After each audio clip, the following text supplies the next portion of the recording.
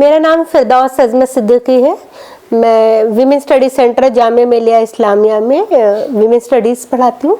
तकरीबन 14 साल से मैं यहाँ वीमेन स्टडीज़ पढ़ा रही हूँ। सेंटर से जामिया मिलिया इस्लामिया से जुड़ी हूँ।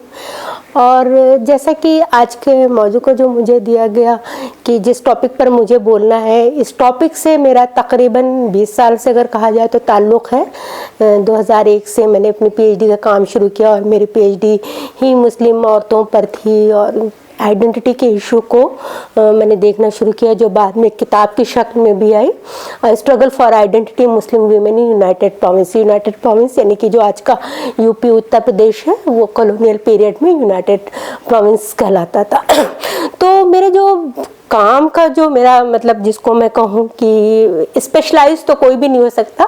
हाँ, मैं ये कहूँगी कि जिस पर मैंने एक काम करने की कोशिश की, कुछ दिखाने की कोशिश की, वो एक मुस्लिम्स में आइडेंटिटी इशू, और वो आइडेंटिटी इशू ने किस तरीके से जेंडर इशू को इन्फ्लुएंस किया, किस तरीके से मुस्लिम वीमेन की आइडेंटिटी इमर्ज हो रही है, ये सब चीज़ें मैंने उस किताब के ज़रिए दिखाने की कोशिश की। तो जो मेरा रिसर्च का जो टॉपिक था, जो एक पीरियड मैंने, क्योंकि एक जब आप हिस्ट्री की बात करते हैं, हिस्टोरिकल कॉन्टेक्स्ट में बात करते हैं, तो दो चीज़ें बड़ी इंपॉर्टेंट हो जाती हैं, एक तो टाइम और एक स्पेस। तो स्पेस तो मैंने बता दिया कि मैंने उत्तर प्रदेश यानी कि उस वक्त जो यूनाइटेड प्रोविंस का रहता था वो लिया, और उसको लेने के पीछे भी वजह थी। वजह ये थी कि यूपी ये जो कि मतलब हमेशा से एक हॉटबेड रहा मुस्लिम कल्चर के लिए, मुस्लिम सोसाइटी के लिए।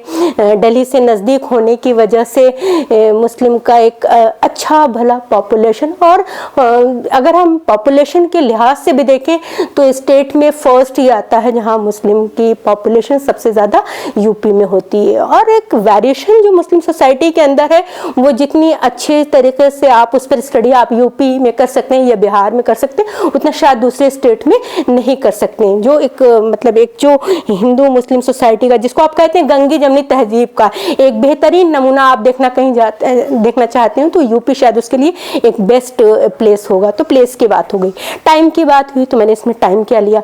टाइम फ्रेम की अगर हम बात करें तो मैंने इसको पोस्ट 1857 रखा, और पोस्ट 1857 रखने की कई वजह रही। एक तो ये जो म्यूटिनी है, जिसको फर्स्ट वॉर ऑफ इंडिपेंडेंस के तौर पर मैंने लिया है, कि हिंदुस्तान की तारीख में ये पहला ऑर्गेनाइज्ड मूवमेंट था जो ब्रिटिश हुकूमत के खिलाफ हिंदू और मुस्लिम दोनों कौम ने एक साथ एकजुट होकर मतलब कि उनको बाहर निकालने की फर्स्ट उनका एक ऑर्गेनाइज्ड जो अटेम्प्ट था वो 1857 था। और मेरे लिए एक बड़ा मतलब एक पजलिंग था उस वक्त कि ऐसा क्या हो गया कि कौम जो इतने प्यार से, इतनी मोहब्बत से सदियों से, मुसलमानों की तारीख तो कोई 100-200 साल की नहीं, हज़ारों साल की तारीख, जिस तरीके से जितनी लंबी तारीख आप इस्लाम की देखेंगे उतनी ही लंबी तारीख आप मुस्लिम्स की भी देखेंगे। मुस्लिम्स यानी कि मैं उसको एम्फसाइज करना चाहूँगी, इंडियन मुस्लिम। दुनिया के किसी भी मुल्क में मुसलमानों की पहचान कभी उनकी मतलब उनकी एक स्पेसिफिक कंट्री के नाम से नहीं होती। इंडियन मुस्लिम वो एक कम्युनिटी है जिसको इंडियन मुस्लिम, भारतीय मुसलमान, हिंदुस्तान मुस्लिम के तौर पर हम करते हैं। तो किस तरीके से मुसलमानों ने एक अपनी स्पेसिफिक आइडेंटिटी यहाँ पर बनाए रखी सदियों से। तो ऐसा क्या हुआ कि अचानक जो दो भाई साथ में इतने प्यार मोहब्बत से सदियों से रहते आ रहे हैं, और वो इस तरीके से आजकल जो भी हम लोग काफ़ी सालों से देख रहे हैं, इतनी सारी प्रॉब्लम्स, कम्युनल राइट्स, बहुत सारी चीज़ें हो जाती हैं। तो ऐसा उसकी क्या, कहीं ना कहीं सारी प्रॉब्लम्स की जड़ अगर हम देखें तो उसको भी तारीख में मिलेंगे, और सबकी तारीख कहीं ना कहीं जाकर जुड़ती है 1857 के साथ, म्यूटिनी के साथ। पोस्ट जो मतलब कि 1857 के बाद के अगर हम देखेंगे कि 1857 जैसा कि हमने बताया कि पहला ये ऑर्गेनाइज मतलब एक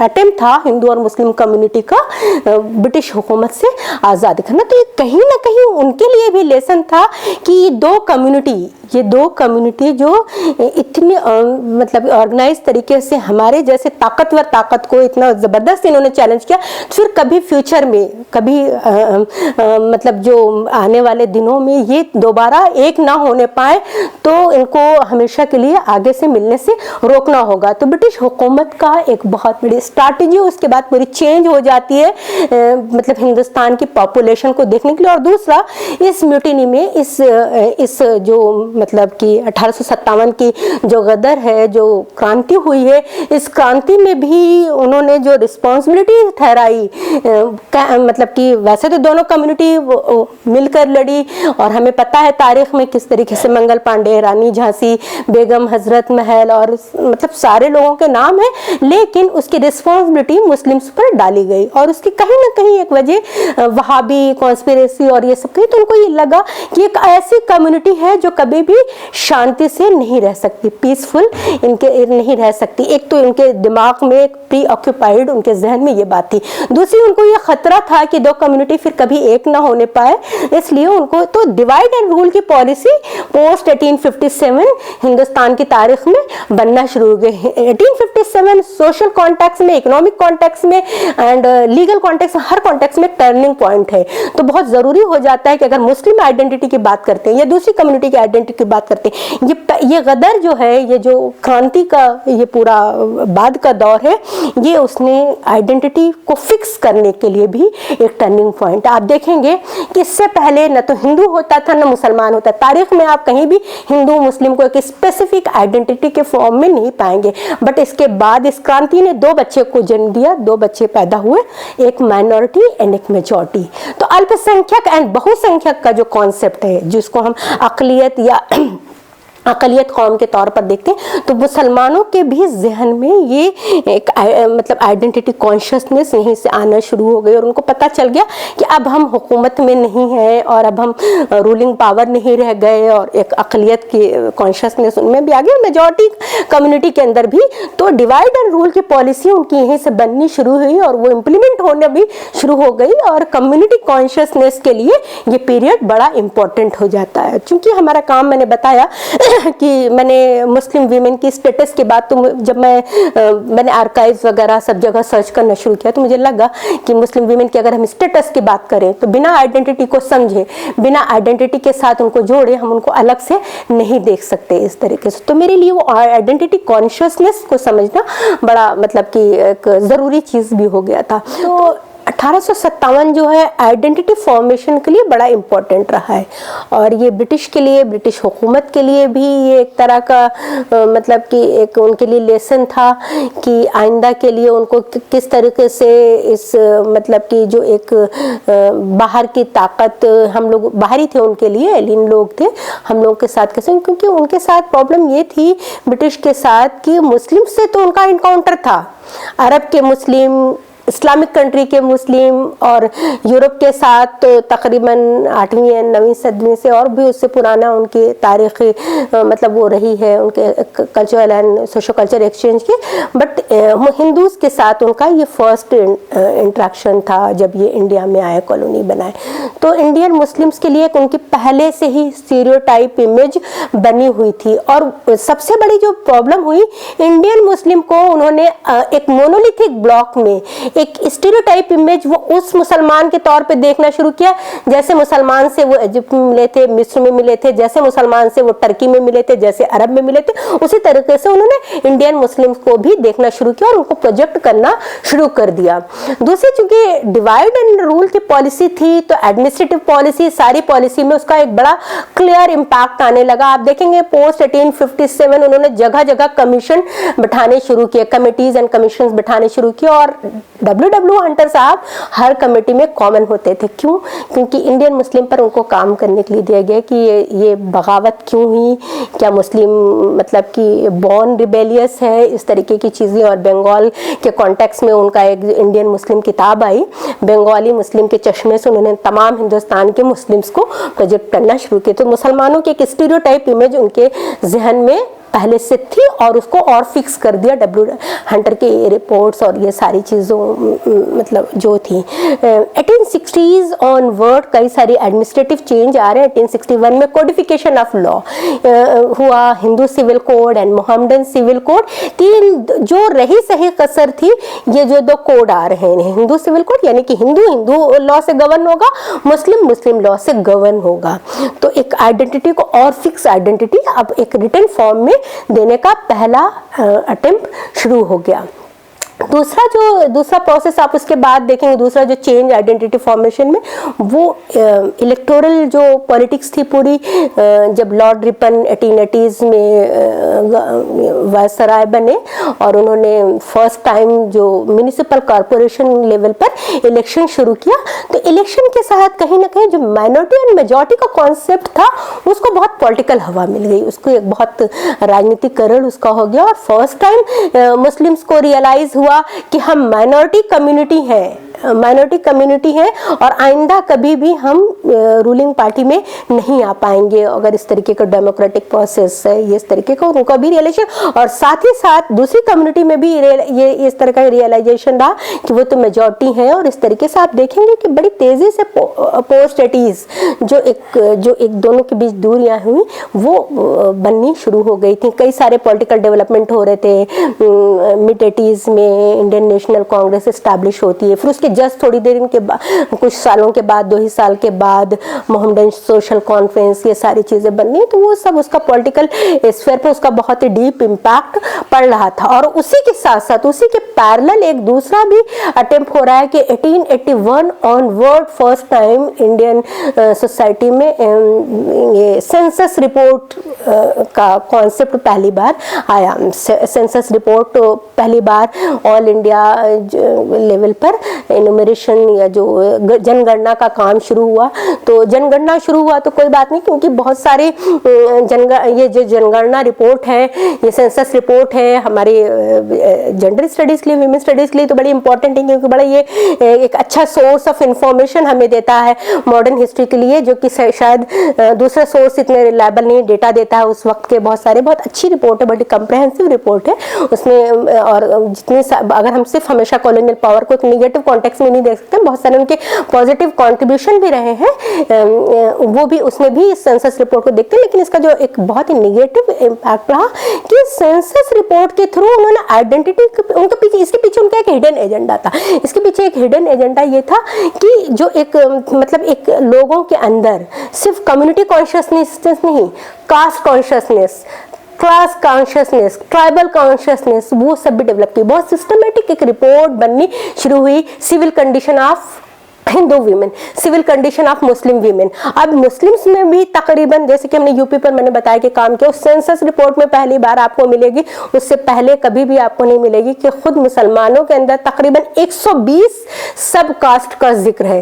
तो कास्ट कॉन्शियसनेस एक तरह की सेंसस रिपोर्ट के थ्रू सोशल इंजीनियरिंग की गई। ये सारी चीजें सेंसस रिपोर्ट, क्योंकि कहीं ना कहीं उस सेंसस रिपोर्ट का जो कनेक्शन था वो जो इलेक्टोरल पॉलिटिक्स है उसके साथ जुड़ा हुआ था। सेंसस रिपोर्ट में 1881 में पहली बार रिपोर्ट आ रही है। उस रिपोर्ट में बड़ी क्लियरली सिस्टमेटिकली मुस्लिम वीमेन को, मुस्लिम कम्युनिटी को, कौम को एक तरह का एक पॉपुलेशन बॉम्ब के फॉर्म में प्रोजेक्ट करना, ये अपने आप में बड़ा प्रॉब्लमेटिक लगता है कि जो रिपोर्ट पहली बार आ रही है और जिसमें ग्रोथ रेट में कोई खास वेरिएशन नहीं है, क्योंकि मैंने तो पूरा डेटा के साथ एनालिसिस की है। 1881 की सेंसस रिपोर्ट, 1891 की, 1901, 1911, 1912, 1931 तक की मैंने रिपोर्ट की, तकरीबन 5 दशक की जो रिपोर्ट, 6 दशक की रिपोर्ट की मैंने पूरी एनालिसिस की। और दोनों की ग्रोथ रेट में कोई खास वेरिएशन नहीं है, सिर्फ पॉइंट कुछ का होता है। कभी किसी प्रोविंस में हिंदू कम्युनिटी की ग्रोथ रेट ज्यादा है, कभी किसी प्रोविंस में, मींस मतलब मैंने यूपी को 3 पार्ट में, एक western UP, eastern UP and central UP में डिवाइड किया। तो उस तरीके उसके बहुत सारे नेचुरल कॉज, बहुत सारे उसके एनवायरमेंटल कॉज भी थे। बट ये जो बहुत जनरलाइज तरीके से, बहुत सिस्टमेटिक तरीके से सेंसस रिपोर्ट में थ्रू आउट 1881, 1891, 1901 तमाम सेंसस रिपोर्ट में ये कहा गया कि Muslims are more fertile than Hindu.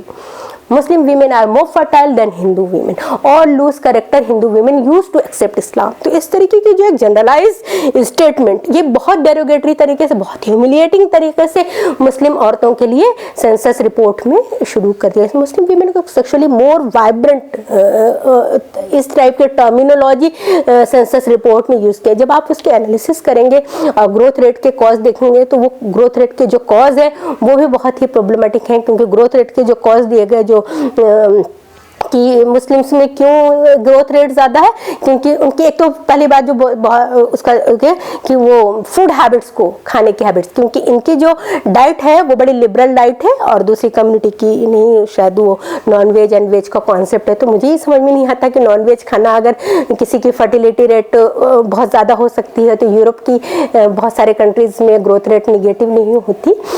तो एक तो ये एक रीज़न दिया। दूसरा रीज़न ये था कि मैरिज का जो पूरा एक फिनोमिना, मैरिज का जो पूरा ट्रेंड है मुस्लिम कम्युनिटी में, वो बहुत फ्लेक्सिबल है दूसरी कम्युनिटी के कंपेयर में। उसके लिए उन्होंने कहा कि मुसलमानों में विडो रीमैरिज नहीं होती, हिंदू के यहाँ प्रोहिबिटेड विडो। हमने बताया ना कि स्टीरियोटाइप इमेज बनानी शुरू की गई कि हिंदू ऐसा होता है, मुस्लिम ऐसा होता है, जैसा मुसलमान होता है हिंदू उसके बिल्कुल उल्टा होता है। सेंसस रिपोर्ट के थ्रू उसको और फिक्स करना शुरू कर दिया। हिंदू औरतें साड़ी पहनती हैं, हिंदू औरतें ऐसी होती हैं, मुसलमान औरतें नकाब में, बुरके में कायद होती हैं, ऐसी, मतलब इस तरीके की जो डिस्कर्सिव राइटिंग उस वक्त की कॉलोनियल डिस्कर्सिव राइटिंग जो प्रोजेक्ट करती हैं, ऐसी कि मुसलमान औरतों के ऊपर महीनों महीनों धूप नहीं पड़ती और वो बहुत सारे नर्वस ब्रेकडाउन ऐसी चीज़ों की शिकार हो जाती है। तो इस तरीके की स्टीरियोटाइप इमेज बनानी दोनों कम्युनिटी की औरतों का, और एक दूसरे को उल्टा।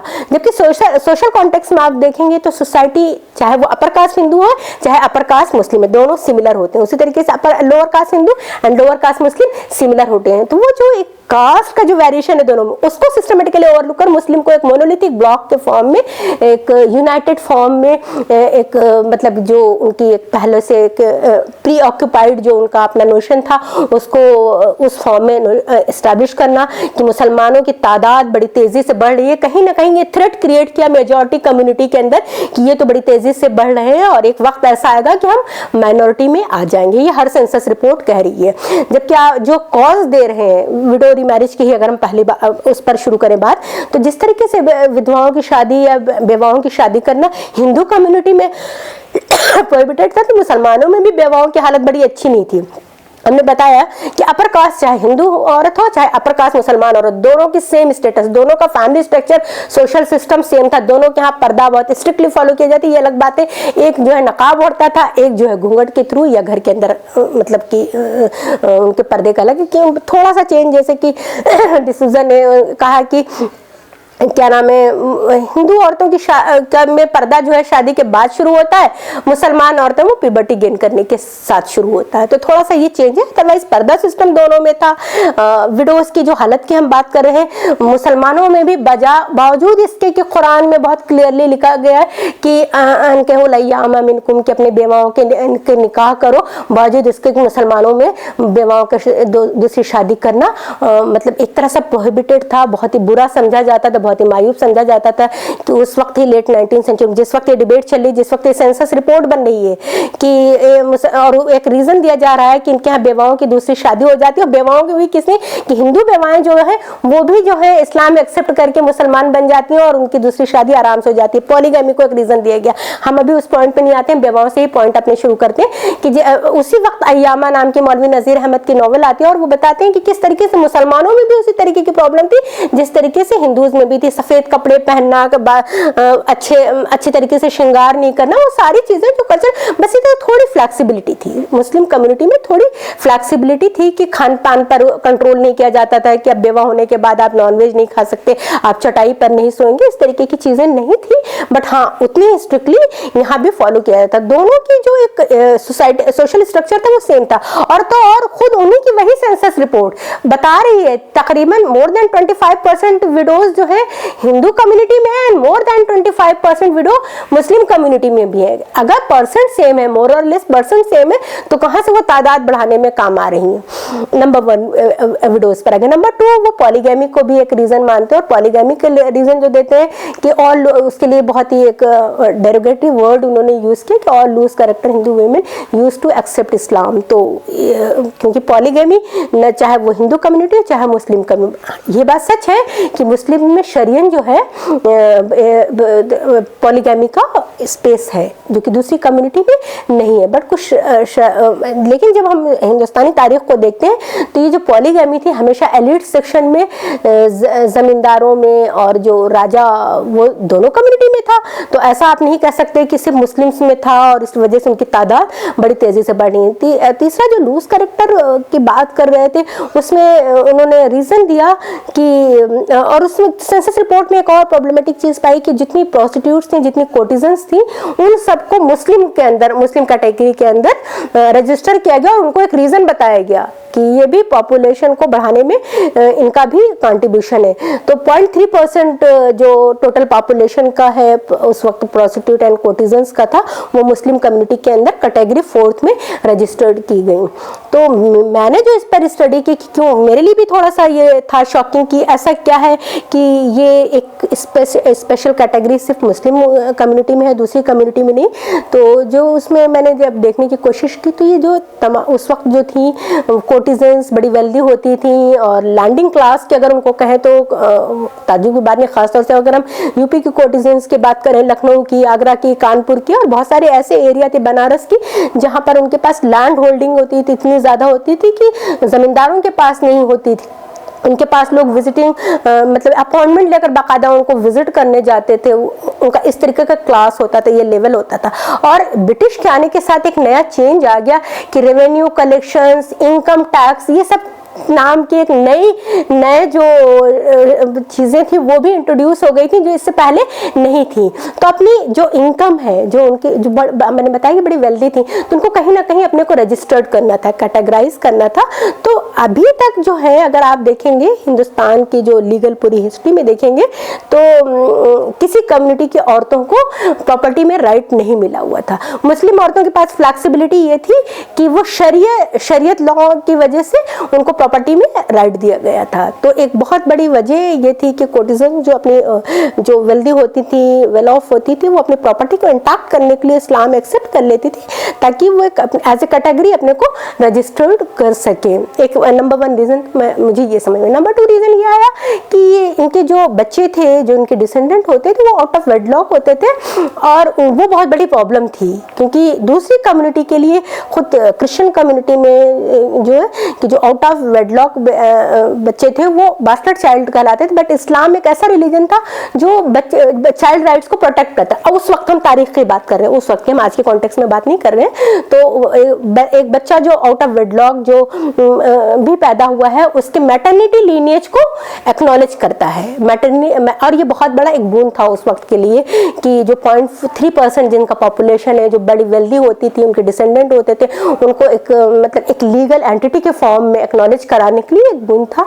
तो उस प्रॉपर्टी को इंटैक्ट रखने के लिए इन्होंने ये रास्ता अख्तियार किया क्योंकि कई सारे उस वक्त के इलाहाबाद हाई कोर्ट के, मैंने कोर्ट की भी एनालिसिस की है, कोर्ट के कुछ कई सारे ऐसे हिस्टोरिकल जजमेंट में, खासतौर से शायद मुझे याद आ रहा है अल्लाह दाद का केस था जिसमें कि जस्टिस महमूद ने वो केस मतलब वो जजमेंट दिया था जिसमें कहा था कि मतलब कि इस्लाम रिलीजन में मैटरनिटी जो लीनिएज है, जो लिंक है, उसको कोई भी डिनाई नहीं कर सकता। एटलीस्ट एक बच्चे को पता है कि उसकी माँ कौन है, तो उस हक से, उसका मादराना जो हक है उसको डिनाई नहीं किया जा सकता। तो शायद ये वजह रही हो कि वो अपने को मुस्लिम्स एक्सेप्ट कर लेती थी और अपनी प्रॉपर्टी को एक्नॉलेज करने के लिए, रजिस्टर्ड करने के लिए, और उसको वो एक स्मूथली चलती रहे, ये एक वजह हो सकती है। बट इसको यूज किया गया कि ये सब जो है क्योंकि एक रिप्रोडक्टिव एज में एक अच्छे जो एक जिसको कहेंगे कि बहुत अच्छे जो रिप्रोडक्टिव एज होती है 25 एंड 35 एज ग्रुप में, इस एज ग्रुप में मुसलमान औरतों की तादाद है इसलिए ज़्यादा है क्योंकि एक तो जो हिंदू विडो है वो भी इस्लाम एक्सेप्ट कर लेती, और जो लूज कैरेक्टर हिंदू औरतें हैं जो कोटिसन्स और दूसरी क्लास के, वो भी इस्लाम एक्सेप्ट कर लेती। ऐसा कुछ नहीं था, क्योंकि जैसे कि बाद में चारू गुप्ता का भी एक बहुत अच्छा काम है उस पर, हिंदू वुम बैंड मुस्लिम प्रोजिनी, और किस तरीके से ये पूरा बाकायदा प्रोपेगेंडा बनाया गया। अभी तो ये सेंसस रिपोर्ट के थ्रू ये आइडेंटिटी फिक्स की जा रही है, ये कम्युनल डिवाइड की पॉलिटिक्स खेली जा रही है, और इसका रिजल्ट भी आना शुरू हो गया था। उसके बाद आप देखेंगे कि 1909 में मार्लो मिंटो रिफॉर्म आता है, और मुस्लिम्स को, क्योंकि